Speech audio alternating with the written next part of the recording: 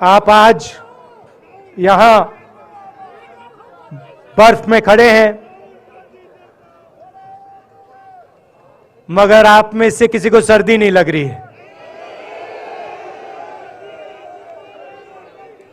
आप बारिश में खड़े हुए, कोई भीगा नहीं।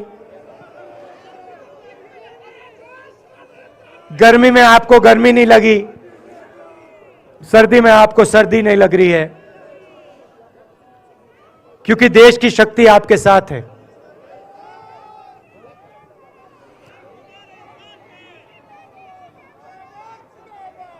प्रियंका की बात मैं सुन रहा था।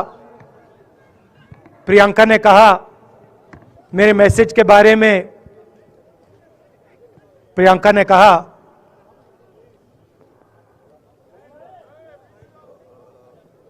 नॉर्मली होता नहीं है, मगर मेरे आंख में आंसू आए।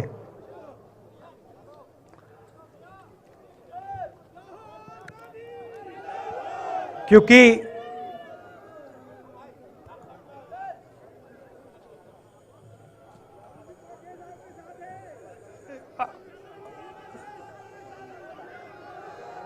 मैं कन्याकुमारी से चला, शुरुआत की और पूरे देश में हम पैदल चले। मैं सच बताऊं, आपको अजीब लगेगा, मगर मैं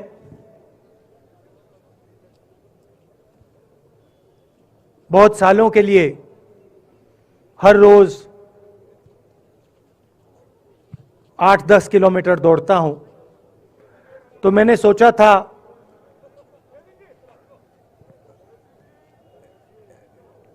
देश कन्याकुमारी से कश्मीर चलने में इतनी मुश्किल नहीं होगी। मेरे दिल में था कि आसान होगा। फिजिकली मेरे लिए ये मुश्किल काम, मैंने सोचा था मुश्किल काम नहीं होगा। शायद मैं काफी वर्जिश करता हूं, थोड़ा सा अहंकार आ गया, जैसे आ जाता है।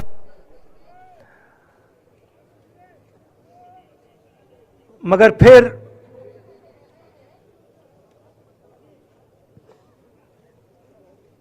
बात बदल गई। जब मैं छोटा था,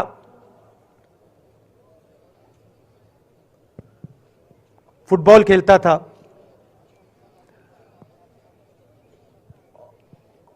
और कॉलेज में जब मैं फुटबॉल खेल रहा था, एक बार मुझे बहुत जोरों से घुटने में इंजरी हुई थी।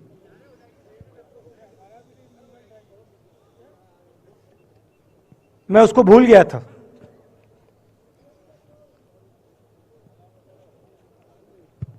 घुटने में दर्द नहीं होता था, भूल गया था उसको, दर्द गायब हो गया था। मगर कन्याकुमारी से 5-7 दिन बाद घुटने में प्रॉब्लम आई, और जबरदस्त प्रॉब्लम आई। पूरा अहंकार उतर गया और मैं सोचने लगा, क्या मैं ये जो 3500 किलोमीटर हैं, क्या मैं इनको चल पाऊंगा या नहीं। तो जो मैंने सोचा था आसान काम होगा, वो काफी मुश्किल हो गया। मगर फिर मैंने किसी ना किसी तरीके से ये काम पूरा कर दिया। बहुत कुछ सीखने को मिला, बहुत कुछ सीखने को मिला। मैं आपको बोलूं तो दर्द सहना पड़ा काफी, मगर सह लिया। रास्ते में एक दिन मुझे दर्द हो रहा था, काफी दर्द हो रहा था, और मैं सोच रहा था अब 6-7 घंटे और चलने हैं। और उस दिन मुझे लग रहा था कि आज मुश्किल है।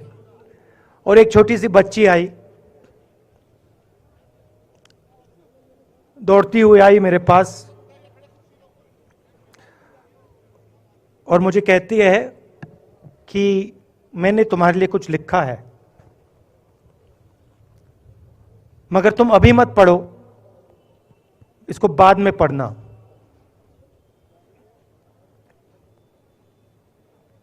और फिर वो मुझे गले लग के भाग गई। फिर मैंने सोचा अब पढ़ता हूं क्या लिखा है।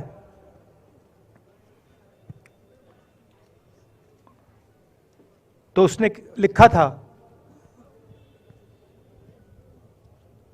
कि मुझे दिख रहा है कि आपके घुटने में दर्द है, क्योंकि आप जब उस पैर पे वजन डालते हो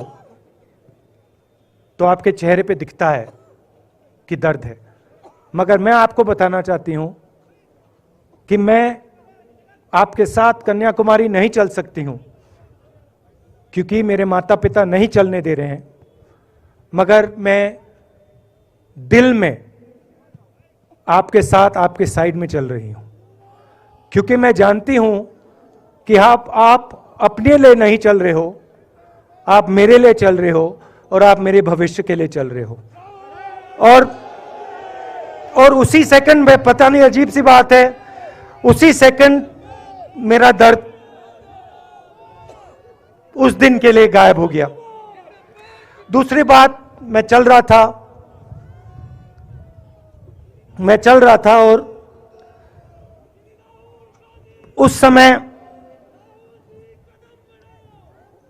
उसी समय वहां पे थोड़ी सर्दी बढ़ रही थी। सुबह का समय था और 4 बच्चे आए।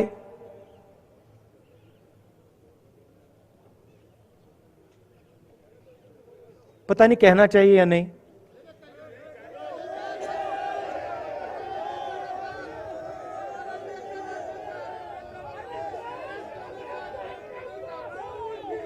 तो कह देता हूं, छोटे से बच्चे थे, भिखारी थे, भीख मांगते थे और मेरे पास आए। कपड़े नहीं थे, मैंने देखा, शायद मजदूरी भी करते थे तो थोड़ी मट्टी थी उन पे। खैर, मैं ये चीजें देखता नहीं हूं, तो मैं उनके साथ गले लगा, घुटनों पे गया, ऐसे उनको पकड़ा मैंने, क्योंकि मैं उनकी लेवल पे रहना चाहता था। और फिर, नहीं सुनिए, मैं ये बात कहना नहीं चाह रहा था मगर कह दूंगा। तो उनको ठंड लग रही थी, वो कांप रहे थे, शायद उनको खाना नहीं मिला था, छोटे बच्चे मजदूरी कर रहे थे।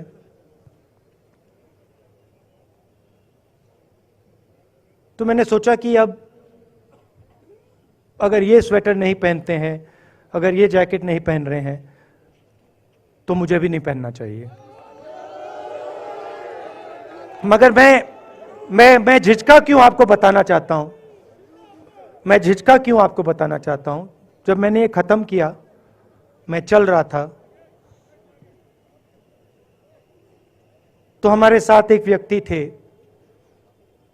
उन्होंने मेरे कान में बोला, राहुल जी,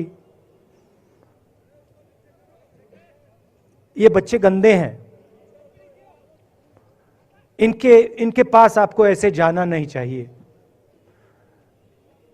तो मैंने उनसे कहा, वो आपसे और मुझसे दोनों से साफ हैं।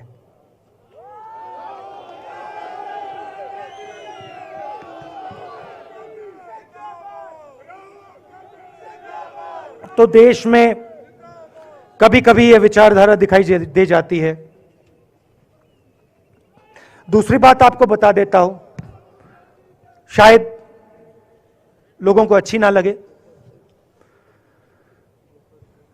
जब मैं चल रहा था, आपने देखा होगा कि बहुत सारी महिलाएं रो रही थी। आपने देखा? आपको मालूम है क्यों रो रही थी? नहीं, उसमें से बहुत सारी महिलाएं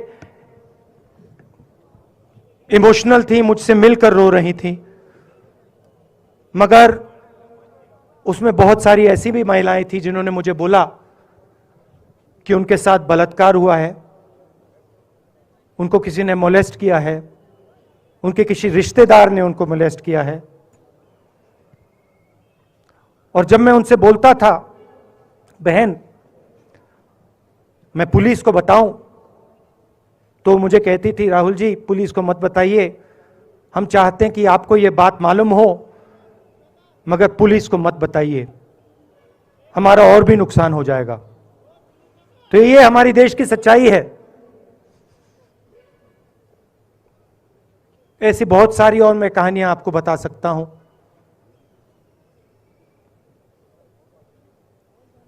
तो फिर मैं कश्मीर की ओर आ रहा था और मैं सोच रहा था कि इसी रास्ते पे मैं नीचे से ऊपर जा रहा हूं। मैं सोच रहा था कि इसी रास्ते से सालों पहले मेरे रिश्तेदार नीचे से ऊपर आए, सॉरी ऊपर से नीचे आए, कश्मीर से इलाहाबाद गंगा की ओर गए। और मुझे ऐसा लग रहा था कि मैं वापस अपने घर जा रहा हूं।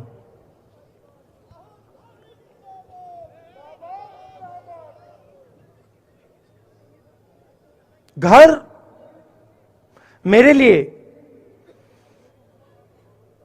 जब से मैं छोटा था, मैं सरकारी घरों में रहा हूं, मेरा अपना घर नहीं है। तो मेरे लिए घर, जिसको जो स्ट्रक्चर होता है, उसको मैंने कभी घर नहीं माना। वो मेरे लिए, मैं कहीं भी रह लूं, वो एक इमारत होती है, वो घर नहीं होता है। घर मेरे लिए एक सोच है, एक जीने का तरीका है, एक सोचने का तरीका है।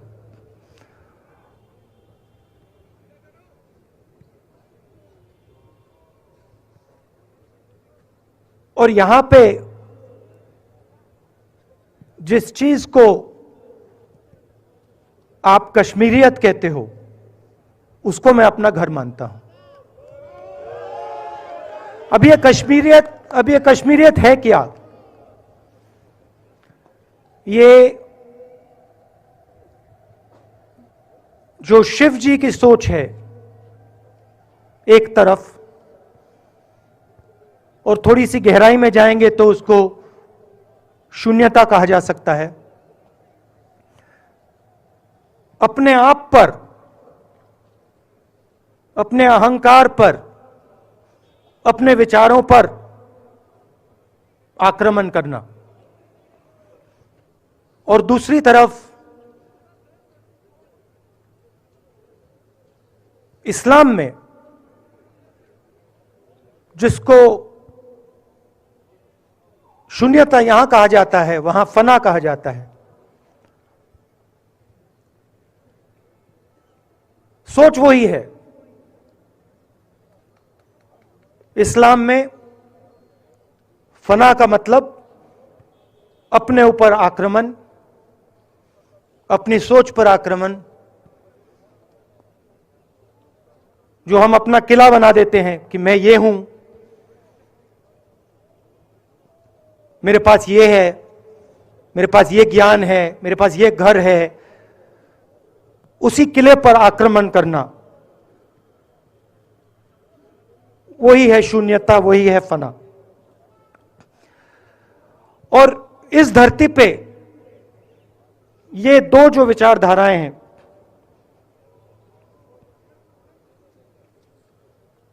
इनका एक बहुत गहरा रिश्ता है और ये सालों से रिश्ता है, जिसको हम कश्मीरियत कहते हैं। यही सोच बाकी स्टेट्स में भी है। गांधी जी वैष्णव जनतों की बात करते थे, जिसको हम यहां शून्यता फना कहते हैं, उसको गुजरात में वैष्णव जनतो कहा जाता है। असम में शंकर देव जी ने भी यही बात कही। कर्नाटक से हमारे यहां जो लोग आए हैं, वहां बसवा जी ने यह बात कही। केरल में नारायण गुरु ने ये बात की। महाराष्ट्र ने ज्योतिबा फुले जी ने यह बात की। और यहां इसको हम कश्मीरियत कहते हैं। लोगों को जोड़ना और दूसरों पर आक्रमण नहीं करना, अपने आप पर आक्रमण करना, अपनी कमी देखना।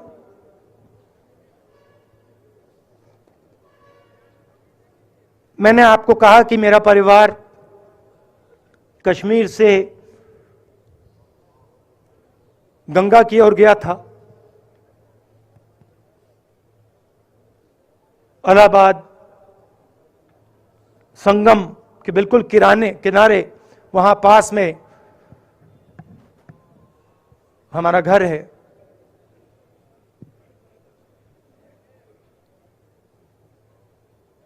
तो जब यहां से वो वहां गए, उन्होंने कश्मीरियत की जो सोच थी उसको गंगा में डाला था। गंगा में ले गए उस सोच को और उत्तर प्रदेश में उस सोच को फैलाया था, जिसको उत्तर प्रदेश में गंगा जमुना तहजीब कहा जाता है।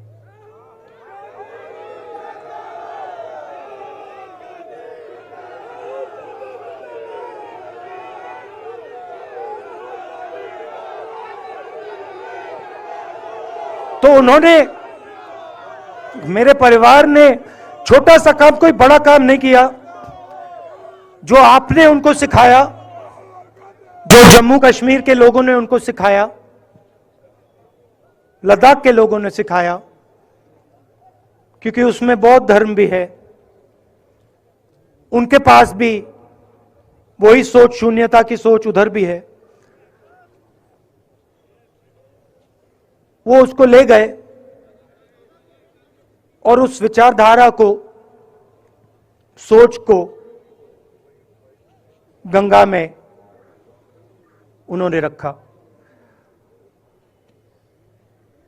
तो मैं ये सोच रहा था, जब यहां आ रहा था, पैदल चल रहा था, और मुझे सिक्योरिटी वालों ने कहा था कि देखिए, आप पूरे हिंदुस्तान में चल सकते हो, जम्मू में भी चल सकते हो, मगर आखिरी जो 4 दिन हैं कश्मीर में, आपको गाड़ी से जाना चाहिए।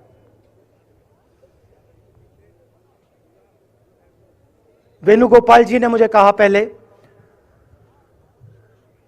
और जो ऑर्गेनाइज कर रहे थे उन्होंने कहा। 3-4 दिन पहले एडमिनिस्ट्रेशन ने कहा कि देखिए, शायद डराने के लिए, कि देखिए अगर आप पैदल चलेंगे तो आपके ऊपर ग्रेनेड फेंका जाएगा। तो मैंने सोचा, नहीं सुनिए, मैंने सोचा कि ऐसे करते हैं, मैं अपने घर वापस जा रहा हूं, 4 दिन पैदल चलूंगा, अपने घर के जो लोग हैं उनके बीच में चलूंगा। और मैंने सोचा कि जो मुझसे नफरत करते हैं उनको क्यों ना मैं एक मौका दूं। कि मेरी सफेद शर्ट का रंग बदल दें, लाल कर दें।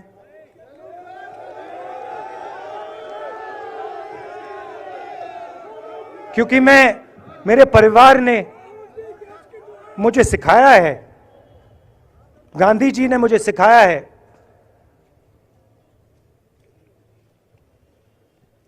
कि अगर जीना है तो डरे बिना जीना है, नहीं तो जीना नहीं है। तो मैंने मौका दिया, मैंने कहा मैं 4 दिन चलूंगा, बदल दो टी शर्ट का रंग, लाल कर दो, देखी जाएगी। मगर जो मैंने सोचा था वही हुआ। जम्मू कश्मीर के लोगों ने मुझे हैंड ग्रेनेड नहीं दिया, अपने दिल खोलकर प्यार दिया, गले लगे।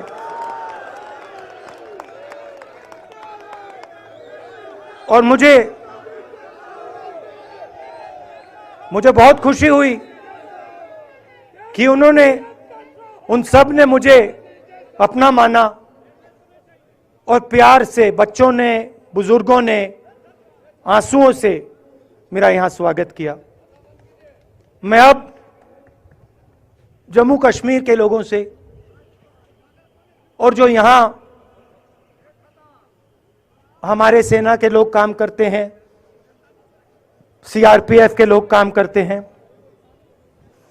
उनको मैं कुछ कहना चाहता हूं। सबको, जम्मू कश्मीर के युवाओं को, बच्चों को, माताओं को, सबको, सीआरपीएफ के, बीएसएफ के, आर्मी के जवानों को, उनके परिवारों को, उनके बच्चों को मैं कहना चाहता हूं, देखिए, मैं हिंसा को समझता हूं, मैंने हिंसा सही है, देखी है। जो हिंसा नहीं सहता है, जिसने हिंसा नहीं देखी है, उसे यह बात समझ नहीं आएगी। जैसे मोदी जी हैं, अमित शाह जी हैं, आरएसएस के लोग हैं, उन्होंने हिंसा नहीं देखी है।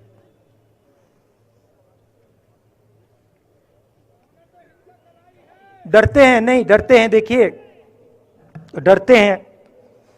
यहां पे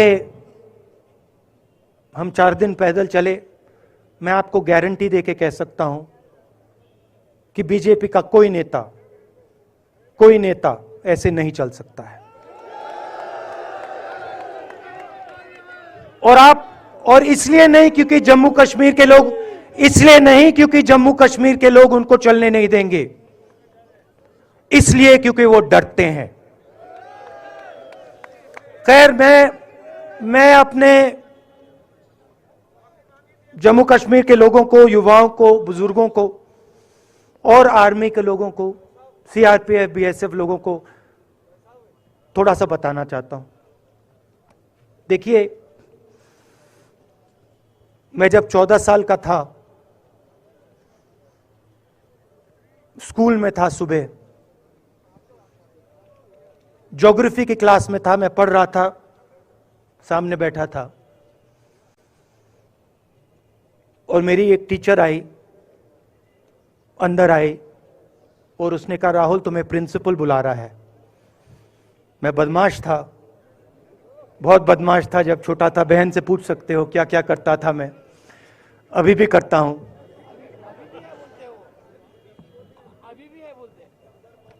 मैंने सोचा प्रिंसिपल बुला रहा है, मैंने कुछ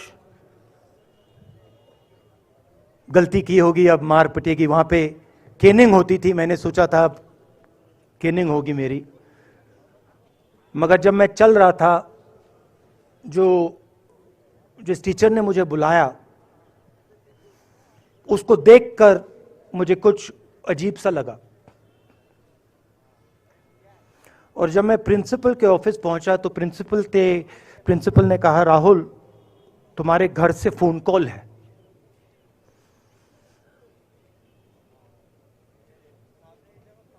और जब मैंने उसके शब्द सुने, मुझे पता लग गया कुछ गलत हो गया है। मेरे पैर कांपे और मैंने जैसे फोन अपने कान पे लगाया तो मेरे मां के साथ एक औरत काम करती है, वो चिल्ला रही थी, राहुल, दादी को गोली मार दी, दादी को गोली मार दी, दादी को गोली मार दी। 14 साल का था।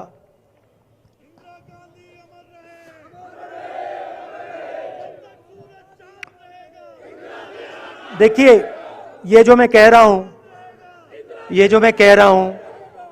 ये जो मैं अभी कह रहा हूं, ये बात प्रधानमंत्री को नहीं समझ आएगी, ये बात अमित शाह जी को नहीं समझ आएगी, ये बात डोवल जी को भी नहीं समझ आएगी, मगर ये बात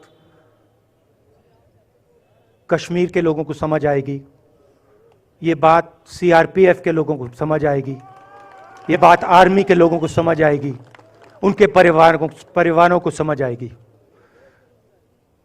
तो उन्होंने मुझे कहा, नाम ओंगमू है उसका, उसने कहा दादी को गोली लग गई, दादी को गोली लग गई। और फिर मुझे गाड़ी में वापस ले गए, प्रियंका को मैंने स्कूल से उठाया, मैं वापस गए।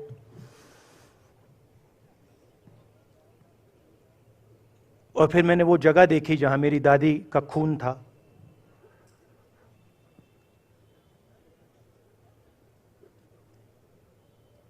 पापा आए, मां आई, मां बिल्कुल हिल गई थी, बोल नहीं पा रही थी।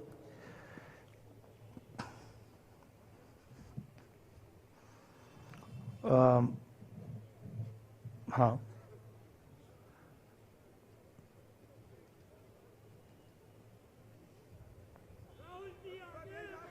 फिर क्या हुआ? तो जब जो हम लोग हैं जिन्होंने हिंसा देखी है,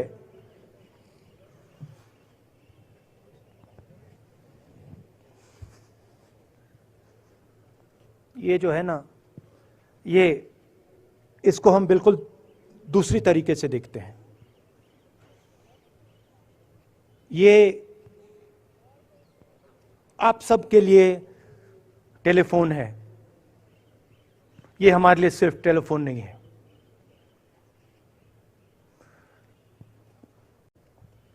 उसके बाद 6-7 साल बाद मैं अमेरिका में था और फिर से टेलीफोन आया। 21 में टेलीफोन आया। जैसे बहुत सारे, जैसे जो पुलवामा में हमारे सैनिक मरे थे, उनके घर टेलीफोन आया होगा। हजारों कश्मीरी लोगों के घर टेलीफोन आया होगा। सेना के परिवारों को टेलीफोन आया होगा।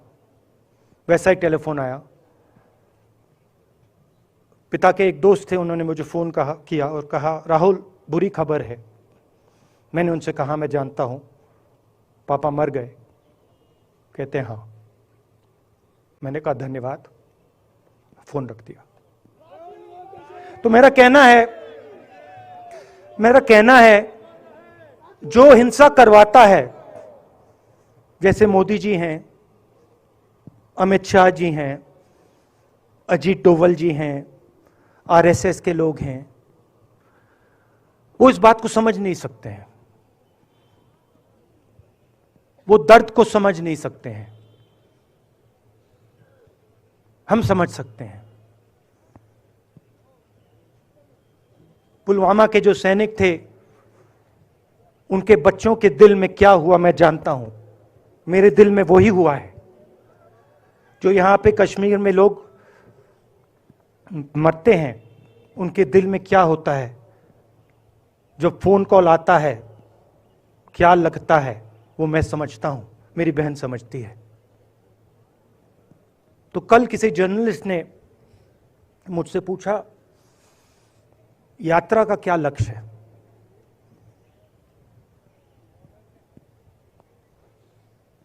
कहा कि यात्रा क्या अचीव करना चाहती है, जम्मू कश्मीर में क्या अचीव करना चाहती है। मेरे उस समय दिमाग में आया, मगर मैंने कहा नहीं बोलता हूं, कल भाषण में बोलूंगा। यात्रा का लक्ष्य है कि ये जो फोन कॉल हैं, चाहे ये आर्मी के हों, चाहे CRPF के हों, चाहे ये कश्मीर के लोगों के हो, ये फोन कॉल बंद हो जाए।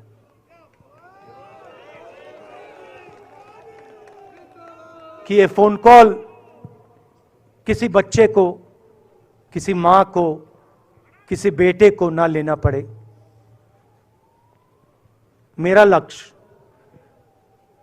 ये जो फोन कॉल हैं, इनको बंद करने का है। अब देखिए, बीजेपी RSS के लोग आक्रमण किस चीज पे कर रहे हैं। मुझे गाली देते हैं, मैं उनका धन्यवाद करता हूं, क्योंकि मैंने आपको शून्यता की बात की, शिव की बात की, उसको मैं समझता हूं, और मैं दिल से उनका धन्यवाद करता हूं कि जितना भी वो मेरे ऊपर प्रेशर डालें, जितनी भी गाली लगाएं, जो भी वो करें, उससे मैं सिर्फ सीखता हूं। तो मैं एक प्रकार से उनका धन्यवाद करता हूं। मगर जो मैंने आपको बात बोली पहले, चाहे वो कश्मीरियत है, चाहे वो वैष्णव जनतो है, चाहे वो शंकर देव जी हैं, बसवा हैं, नारायण गुरु हैं, तिरुवल्लुवर हैं, जो तमिलनाडु के बड़े पोएट हैं, फूले जी हैं, और जो कश्मीरियत हैं, ये इस विचारधारा पे आक्रमण कर रहे हैं। और ये जो विचारधाराएं हैं, ये इस देश की नींव है, इस देश की फाउंडेशन है।